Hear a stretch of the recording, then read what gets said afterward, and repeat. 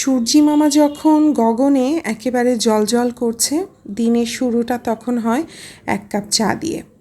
আমি যখন ঘুম থেকে উঠি প্রথমেই যেটা করি সেটা হচ্ছে চায়ের আয়োজন। চা বিভিন্নভাবেই খেতে পছন্দ করি, সেটা রং চা হোক, দুধ চা হোক বা ভিন্ন স্বাদের যে কোনো চাই হোক।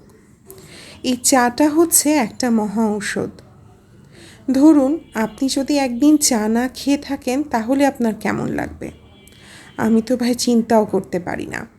1 কাপ চা না হলে যেন আমার মাথাটা ধরা শুরু হয়ে যায়, শরীরটা কেমন জানি ম্যাচ ম্যাচ করে। আজকে ধরুন এই চা দিয়েই হয়তো কোনো বাড়ির আড্ডার আসর বসেছে, কোনো বাড়িতে দাওয়াতের আয়োজন করা হয়েছে, আবার কোনো পড়ুয়া স্টুডেন্টের 1 কাপ চা হলে হয়তো পড়ার প্রতি মনোযোগটা আগের মতো বেড়ে যাবে।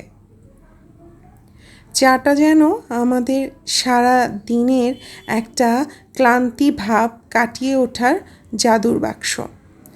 এই জাদুর বাক্স থেকে প্রতি চুমুকেই যেন শক্তি পাওয়া যায়, এনার্জেটিক ফিল হয়।